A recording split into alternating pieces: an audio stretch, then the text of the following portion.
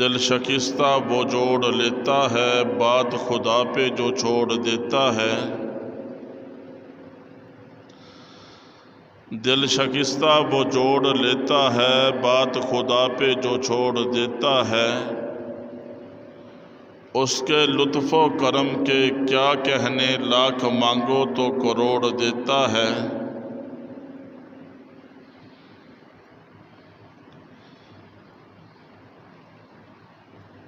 محمد کی غلامی دین حق کی شرط اول ہے، اسی میں ہو اگر کوئی خامی تو سب کچھ نامکمل ہے۔ محمد کی غلامی ہے سند آزاد ہونے کی،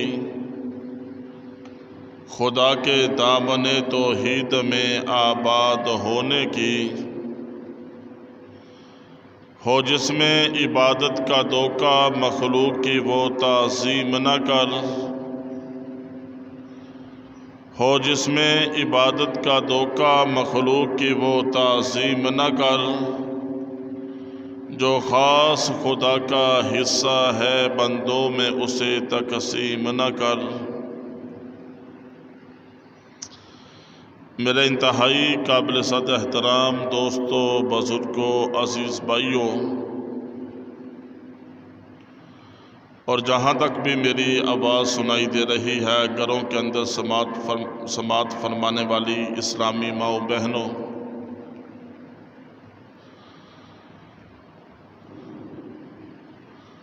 آج کا دن بڑی ہی عظمت اور فضیلت والا دن ہے، اور آج کے دن میرے اللہ کو اپنے راستے میں قربانی کرنا، اپنے جانوروں کا خون بہانا بہت ہی پسندیدہ عمل ہے۔ بلکہ اس کو میں یوں کہتا ہوں کہ عید الاضحیٰ والے دن،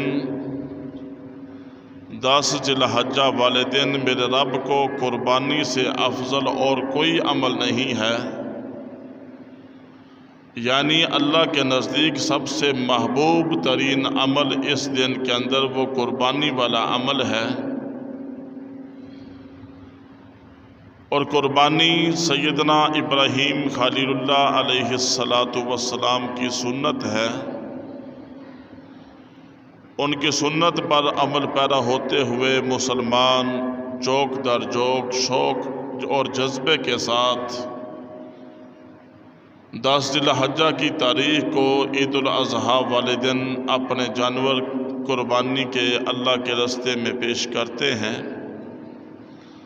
اور اللہ پاک کے ساتھ محبت کا اظہار کرتے ہیں، اللہ کی خوشنودی حاصل کرتے ہیں۔ اللہ کے پیغمبر سیدنا ابراہیم خلیل اللہ پر بڑے بڑے امتحان آئے، اور اللہ کے پیغمبر سیدنا ابراہیم خلیل اللہ تمام امتحانوں میں کامیاب ہوئے۔ ان میں پہلا امتحان یہ تھا کہ اللہ کا جو پیغمبر اور رسول ہوتا ہے وہ بچپن سے ہی توحید پرست ہوتا ہے، اللہ کی وحدانیت اس کے دل کے اندر ہوتی ہے۔ ایک وقت وہ بھی آتا ہے کہ اس دور کے اندر لوگ نمرود کو اپنا خدا سمجھتے تھے۔ نمرود پوری دنیا کا بادشاہ تھا، اور پوری دنیا کے اندر نمرود کی طاقت تھی، نمرود کی بادشاہت تھی، نمرود کی فوج تھی، نمرود کو بڑا عہدے پر نمرود فائز تھا، اور وہ سارے کے سارے لوگ جو مشرک تھے بتوں کے سامنے سر جھکاتے تھے اور نمرود کو اپنا خدا سمجھتے تھے۔ یہ بات اللہ کے پیغمبر سیدنا ابراہیم خلیل اللہ کو بالکل پسند نہ تھی، اور ناپسندیدہ یہ عمل تھا ان لوگوں کا۔ چنانچہ ان کا سالانہ میلہ جب آتا ہے، لوگ جب میلے پر چلے جاتے ہیں، اس وقت اللہ کے پیغمبر سیدنا ابراہیم خلیل اللہ بت خانے کے اندر داخل ہوتے ہیں، اور بت خانے کے اندر جتنے بھی بت پڑے ہوئے تھے سارے کے سارے بتوں کو پاش پاش کر دیتے ہیں۔ نمرود اور اس کی قوم کے لوگ جب میلے سے واپس آتے ہیں کیا دیکھتے ہیں کہ بت خانے کے اندر بت جو ہے ٹوٹے پڑے ہیں، کسی کا بازو نہیں ہے، کسی کی ٹانگ نہیں ہے، کسی کی گردن نہیں ہے، کوئی مکمل طور پر بت جو ہے پاش پاش ہو چکا ہے۔ اللہ کے پیغمبر سیدنا ابراہیم خلیل اللہ سے پوچھتے ہیں کہ یہ کس نے کیا؟ اللہ کے پیغمبر ابراہیم خلیل اللہ ارشاد فرماتے ہیں اپنے بڑے بت سے پوچھو جس کے گلے کے اندر کلہاڑا ہے، کس نے یہ کام کیا ہے؟ وہ سیدھے سادے لوگ، وہ مشرک لوگ کہتے ہیں کہ اللہ کے پیغمبر ابراہیم آپ کو پتہ ہے ہمارے یہ بت بولتے نہیں ہیں، یہ بتا نہیں سکتے۔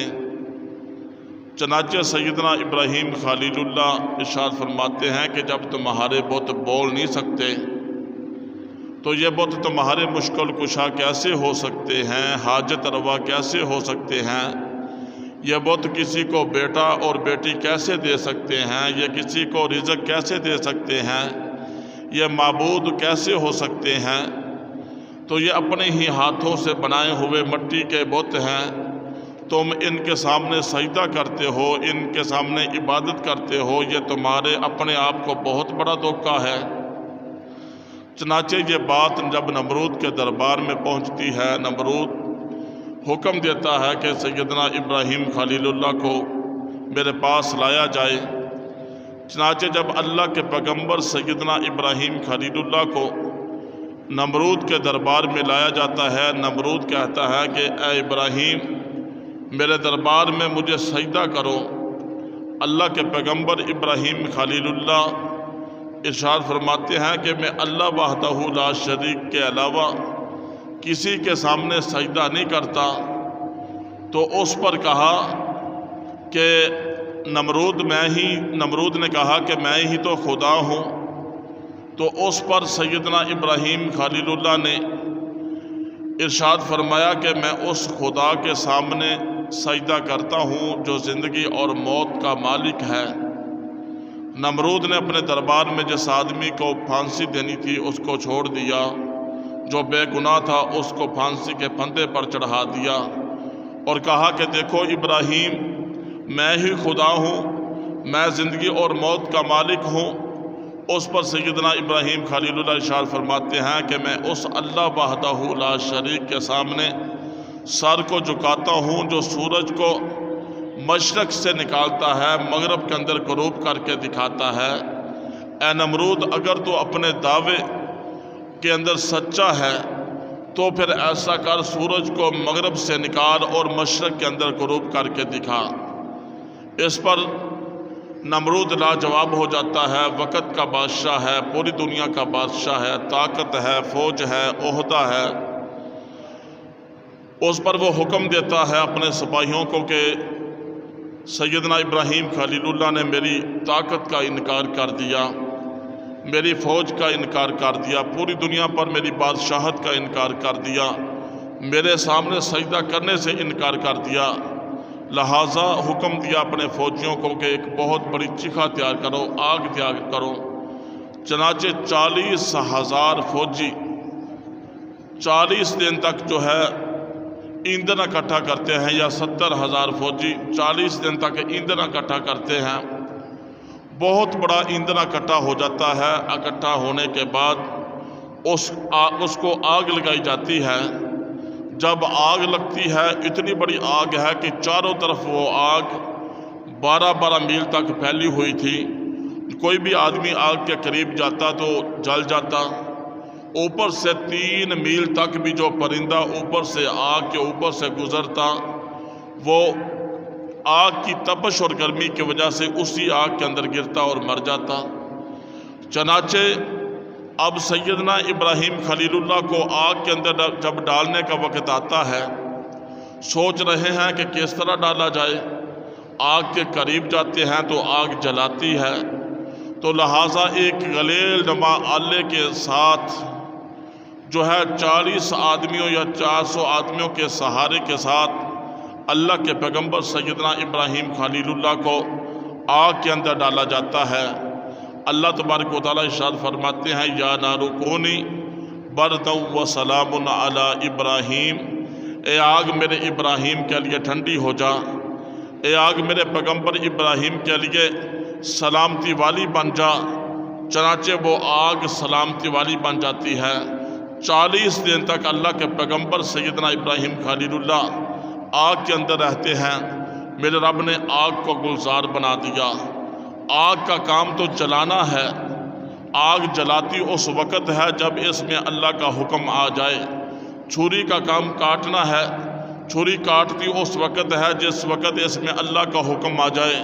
اللہ کے حکم کے بغیر کائنات کا ذرہ، کائنات کا پتا بھی اپنی جگہ سے حرکت نہیں کر سکتا۔ یہ کائنات کا جتنا بھی نظام چل رہا ہے یہ میرے اللہ کی قدرت اور طاقت کے ساتھ اور اس کے حکم کے ساتھ چل رہا ہے۔ اس کے حکم کے بغیر کچھ نہیں ہو سکتا۔ لہٰذا وقت کا بادشاہ جلانا چاہتا ہے، میرا اللہ بچانا چاہتا ہے۔ یہاں میرے رب نے بچا کر دکھا دیا اور دنیا والوں کو پیغام دے دیا، اے دنیا والوں، کسی کے کرنے سے کچھ نہیں ہوتا، ہوتا وہی ہے جو مجھ اللہ کو منظور ہوتا ہے۔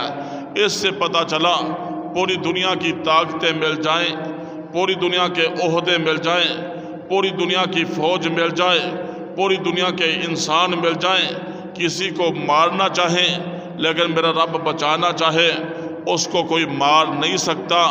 اگر پوری دنیا کی طاقتیں مل کر کسی کو بچانا چاہے، میرے اللہ کی طرف سے اس کی موت کا وقت آ جائے، پھر اس کو کوئی بچا نہیں سکتا۔ کائنات پر حکم صرف اللہ کا چلتا ہے، کائنات پر حکومت صرف اللہ ہی کی ہے، کائنات پر بادشاہ صرف اللہ ہی کی ہے۔ اس کے علاوہ کائنات کے اندر کسی کی بادشاہت اور حکومت نہیں ہے۔ چنانچہ اللہ کے پیغمبر 40 دن تک آگ کے اندر رہتے ہیں۔ میرے رب نے آگ کو گلزار بنا دیا۔ یہ بہت بڑا امتحان تھا۔ اس امتحان میں اللہ کے پیغمبر کامیاب ہوتے ہیں۔ اس کے بعد دوسرا بڑا امتحان آتا ہے۔ کیسا امتحان ہے؟ عمر 80-87 برس کو پہنچ چکی ہے، بڑھاپے کی حالت کو پہنچ چکے ہیں، اللہ کے حضور مانگ رہے ہیں ربی ہب لی من الصالحین، اللہ مجھے صالح بیٹا عطا کر دے۔ اللہ نے اپنے پیغمبر کی دعا کو قبول کیا اور بڑھاپے کی حالت میں بیٹا عطا کر دیا، جس بیٹے کا نام اسماعیل رکھا۔ اب جو ہے جب بچہ دے دیا، بیٹے کے ساتھ ہر انسان کو بڑی محبت ہوتی ہے، آخر دل کا ٹکڑا ہے، پھول ہے، محبت کیوں نہ ہو؟ یہ اللہ کا نظام ہے، اللہ کے نظام کے اندر یہ موجود ہے۔ ہر باپ کو اپنے بیٹے کے ساتھ محبت ہوا کرتی ہے۔ اب جو بچہ دے دیا، ساتھ ہی امتحان آ گیا۔ اور کیا امتحان آیا کہ حکم دیا کہ اے میرے پیغمبر ابراہیم، اپنی بیوی کو اور اپنے اس معصوم بچے کو، دل کے ٹکڑے کو مکے کی بے آب و گیا وادی کے اندر لے جاؤ اور وہاں ان کو چھوڑ کر خاموشی کے ساتھ واپس آ جاؤ۔ اللہ کا جو پیغمبر اور رسول ہوتا ہے اللہ کے حکم سے بولتا ہے، اللہ کا جو پیغمبر اور رسول ہوتا ہے اللہ کے حکم کے ساتھ اللہ کے حکم کو ہر حال میں پورا کرتا ہے۔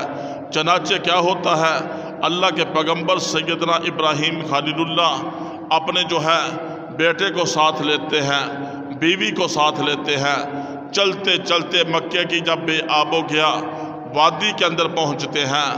وہاں پہنچنے کے بعد جب سیدہ ہاجرہ کو اور معصوم اسماعیل کو وہاں چھوڑ کر واپس آنے لگتے ہیں، اس پر سیدہ ہاجرہ علیہ السلام پوچھتی ہیں، اے ابراہیم، یہاں ہمیں چھوڑ کر کیوں جا رہے ہو؟ یہاں نہ تو کوئی سائبان ہے، یہاں نہ کوئی آبادی ہے، نہ کوئی چشمہ ہے، نہ کوئی پینے کا انتظام ہے، نہ کوئی کھانے کا انتظام ہے، ہمیں تنے تنہا چھوڑ کر کیوں جا رہے ہو؟ اس پر سیدنا ابراہیم خلیل اللہ بولتے نہیں ہیں۔ اللہ کا حکم ہے کہ خاموشی کے ساتھ وہاں چھوڑ کر آ جاؤ۔ سیدنا ابراہیم خلیل اللہ آسمان کی طرف اشارہ کرتے ہیں کہ اللہ کے حکم کے ساتھ آپ کو یہاں چھوڑ کر جا رہا ہوں اس وقت سیدہ ہاجرہ سمجھ جاتی ہے یہ اللہ کی طرف سے امتحان ہے۔ چنانچہ تھوڑا سا پانی تھا، پانی ختم ہو جاتا ہے، آدھا کلو ستو تھے وہ ختم ہو جاتے ہیں۔ جب کھانے پینے کی چیزیں ختم ہو جاتی ہیں، مکے کی گرمی بڑی مشہور ہے، اب کیا ہوتا ہے بچہ بھوک اور پیاس کی وجہ سے جب روتا ہے، اس پر اماں ہاجرہ علیہ السلام، سیدہ ہاجرہ علیہ السلام تڑپ جاتی ہیں اور بچے کو زمین پر لٹاتی ہے۔ زمین پر لٹانے کے بعد کبھی ادھر کو دوڑتی ہے، کبھی ادھر کو دوڑتی ہے کہ کہیں سے بچے کے پینے کے لیے پانی مل جائے۔ چنانچہ 7 چکر صفا مروہ کی طرف لگاتی ہے، اور میرے رب کو اس وقت کی اماں ہاجرہ کی یہ ادا اتنی پسند آئی۔ جو حاجی لوگ مکہ مکرمہ میں جاتے ہیں ان کا عمرہ مکمل نہیں ہوتا، ان کا وہاں جانا مکمل نہیں ہوتا جس وقت تک وہ صفا مروہ کے اندر دوڑ نہیں لگا لیتے۔ جس جگہ تیز دوڑی وہاں حکم ہے کہ تیزی کے ساتھ چلنا ہے، جہاں آہستہ چلی وہاں حکم ہے کہ آہستہ چلنا ہے۔ میرے رب کو اپنے پیاروں کی ادائیں اتنی پسند ہے، اتنی پسند ہے کہ ان اداؤں کو حج عمرے کا حصہ بنا دیا۔ پھر اسی پر بس نہیں، اس وقت سیدنا اسماعیل ذبیح اللہ معصوم بچہ ہے، زمین پر لٹایا ہوا ہے، زمین پر وہ معصوم بچہ اپنا پاؤں مارتا ہے، پتھر پر رگڑتا ہے۔ جب پاؤں پتھر پر رگڑتا ہے، اللہ کے حکم کے ساتھ زمین سے، پتھروں سے پانی کا ایک چشمہ جاری ہو جاتا ہے۔ جب اماں ہاجرہ علیہ السلام واپس آ کر دیکھتی ہے کہ معصوم اسماعیل نے زمین پر ایڑی رگڑی اور وہاں سے پانی کا چشمہ جاری ہو گیا، تو اس کے چاروں گرد جو ہے باڑ لگاتی ہے۔ باڑ لگانے کے بعد پتھروں کے ساتھ باڑ لگائی، باڑ لگانے کے بعد کہا کہ زمزم رک رک، زمزم ٹھہر ٹھہر۔ چنانچہ وہ پانی وہاں رک جاتا ہے، ٹھہر جاتا ہے۔ علماء نے جہاں لکھا کہ اگر اس وقت اماں ہاجرہ علیہ السلام زمزم نہ کہتی، یہ زمزم کا پانی پوری دنیا کے اندر پھیل جاتا۔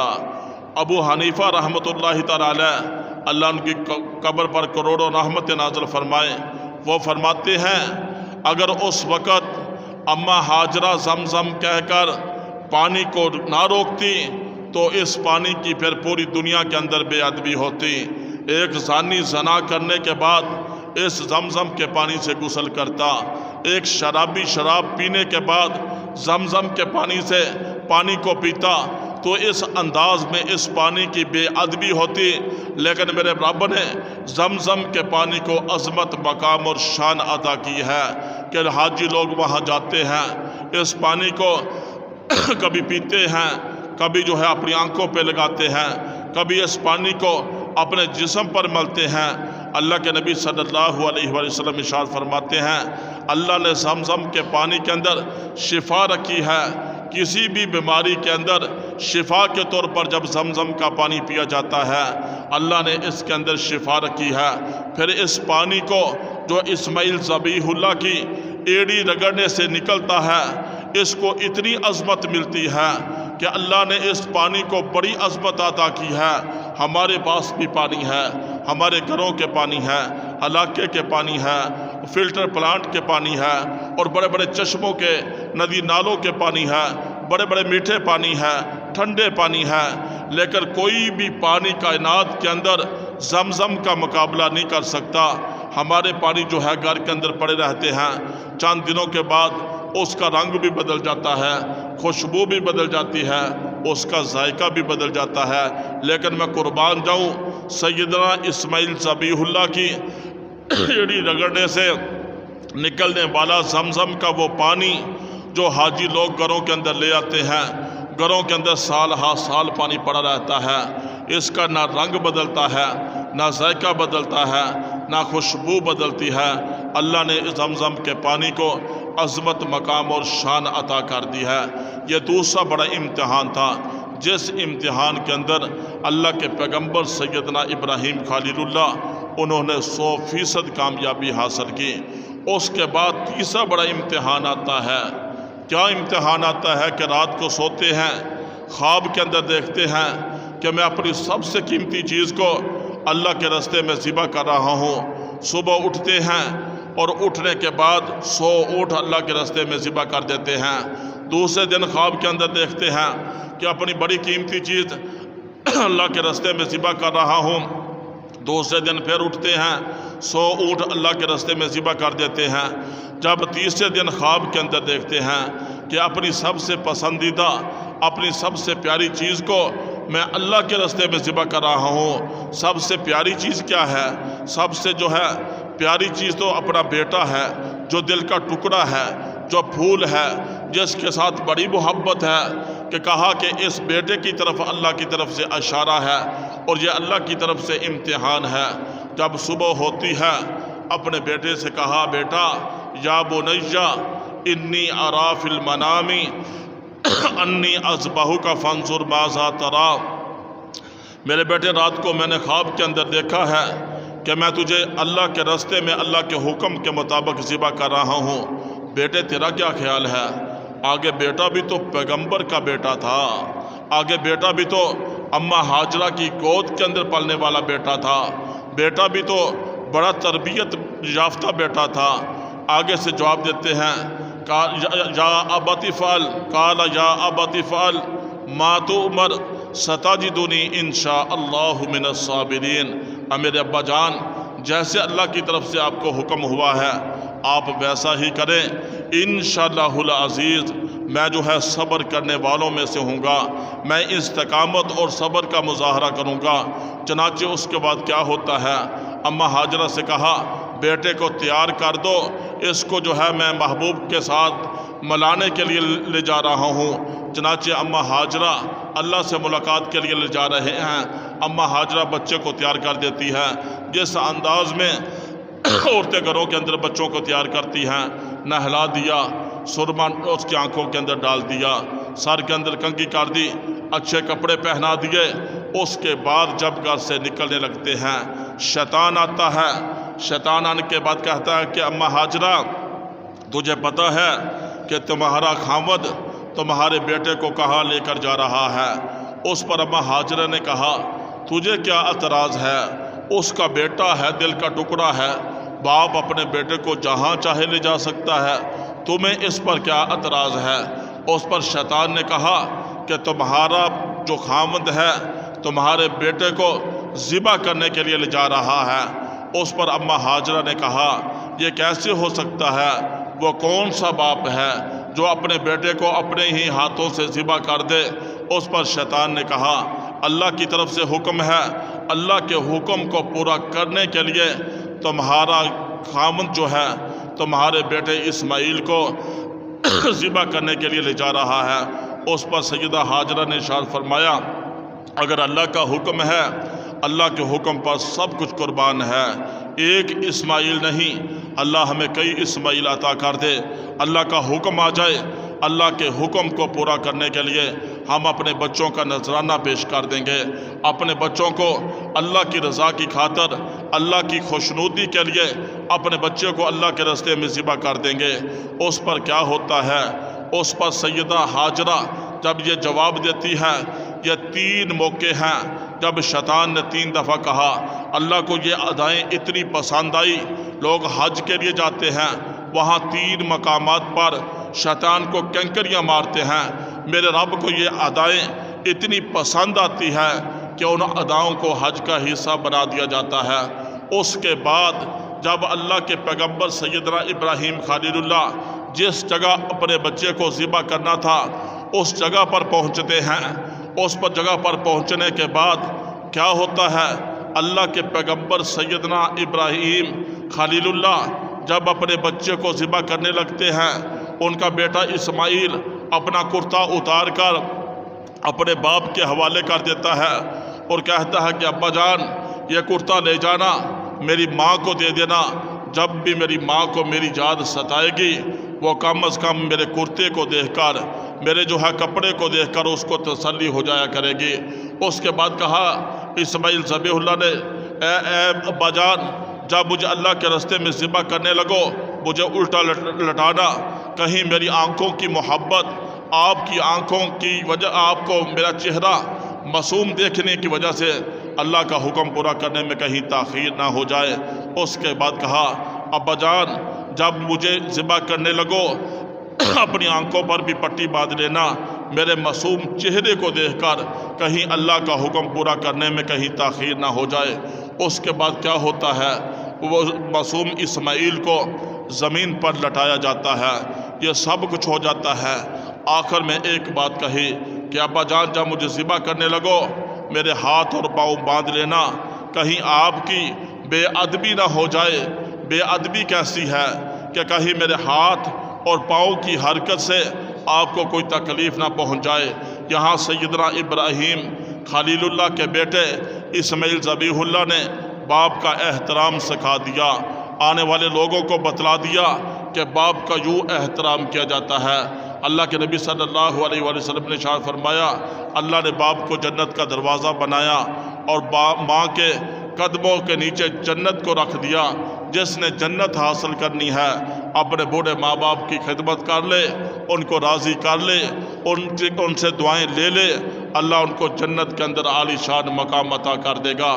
उसके बाद जब ज़िबा करने का वक़्त है, अल्लाह का पैगंबर और रसूल जो होता है उसके अंदर बड़ी ताकत होती है। 40 आदमियों के बराबर एक अल्लाह के पैगंबर और रसूल के अंदर ताकत होती है।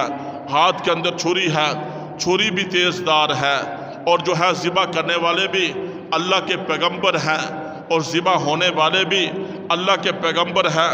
और जो है ताकत के साथ ज़िबा किया जा रहा है। यहाँ ज़िबा क्यों नहीं हुए बल्कि जन्नती दुम्बा ज़िबा हो जाता है। इससे पता चलता है कि छुरी का काम काटना है। छुरी काटती उस वक़्त है जिस वक़्त उसके अंदर अल्लाह का हुक्म आ जाता है। अल्लाह के हुक्म के बगैर ना छुरी काट सकती है, अल्लाह के हुक्म के बगैर ना आग जला सकती है, अल्लाह के हुक्म के बगैर दुनिया की कोई ताकत किसी को नुकसान नहीं पहुंचा सकती।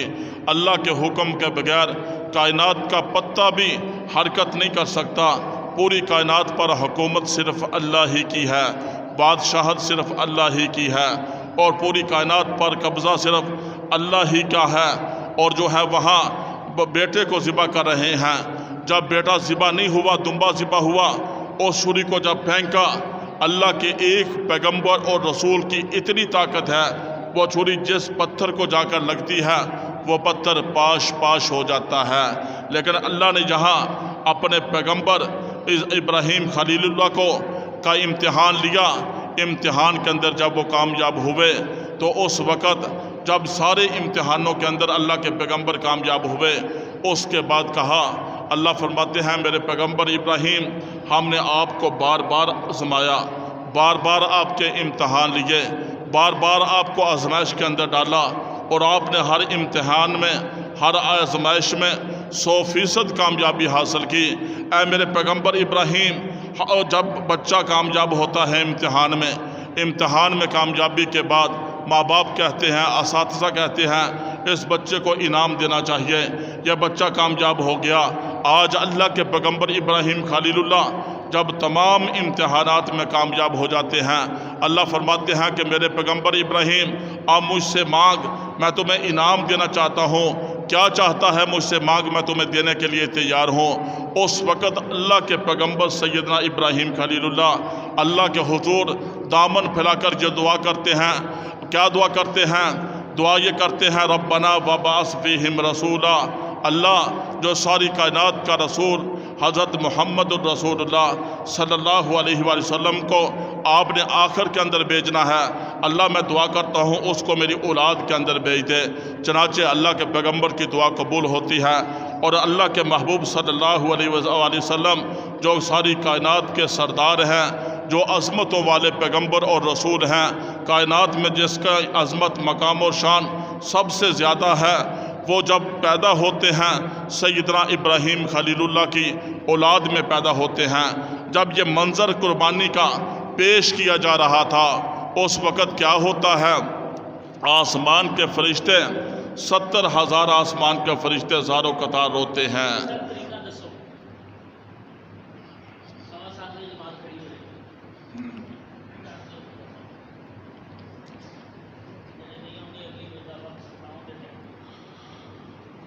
جو ساتھی انتظار میں ہیں کہ عید کا ٹائم پورا ہوگا پھر ہی مسجد میں جائیں گے، بس 4-5 منٹ کے اندر اندر وہ مسجد کے اندر تشریف لے آئیں۔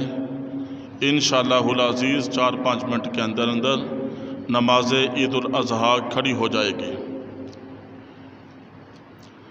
اللہ کے پیغمبر صلی اللہ علیہ وآلہ وسلم سے صحابہ نے پوچھا، یا رسول اللہ صلی اللہ علیہ وآلہ وسلم، قربانی کیا ہے؟ اللہ کے نبی صلی اللہ علیہ وآلہ وسلم نے ارشاد فرمایا، تمہارے باپ ابراہیم خلیل اللہ کی یہ سنت ہے۔ صحابہ نے کیا، یا رسول اللہ صلی اللہ علیہ وآلہ وسلم، قربانی کرنے سے ہمیں کیا ملے گا؟ اللہ کے نبی صلی اللہ علیہ وآلہ وسلم نے ارشاد فرمایا، میرے صحابہ، جانور کے ہر بال کے بدلے تمہیں ایک ایک نیکی ملے گی۔ صحابہ نے کیا، یا رسول اللہ صلی اللہ علیہ وآلہ وسلم، اگر کسی جانور کے جسم پر بال کی بجائے اون ہو تو پھر کیا ملے گا؟ تو اللہ کے نبی صلی اللہ علیہ وسلم نے ارشاد فرمایا، پھر بھی ہر بال کے بدلے تمہیں ایک ایک نیکی ملے گی۔ اور اللہ کے محبوب صلی اللہ علیہ وسلم ارشاد فرماتے ہیں کہ میری بیٹی فاطمہ اٹھ اور اپنے قربانی کے جانور کے قریب کھڑی ہو جا۔ جب قربانی کا جانور اللہ کی رضا کے لیے اللہ کے راستے میں ذبح کیا جاتا ہے، اس کے خون کا پہلا قطرہ زمین پر نہیں گرتا، اللہ تبارک و تعالیٰ قربانی کرنے والے کے سارے گناہوں کو معاف فرما دیتے ہیں۔ اللہ کے محبوب صلی اللہ علیہ وسلم ارشاد فرماتے ہیں، عید الاضحیٰ والے دن میرے اللہ کے نزدیک قربانی سے افضل اور کوئی عمل نہیں ہے۔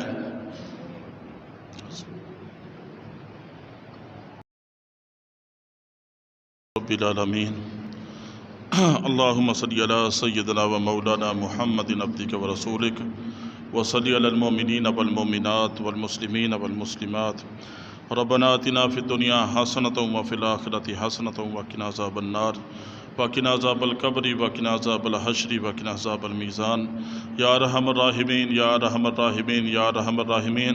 اے پروردگار، ہم سب کی حاضری اپنی بارگاہ میں قبول فرما۔ نماز عید الاضحیٰ کو ادا کیا، یا اللہ اس کو اپنی بارگاہ میں قبول فرما۔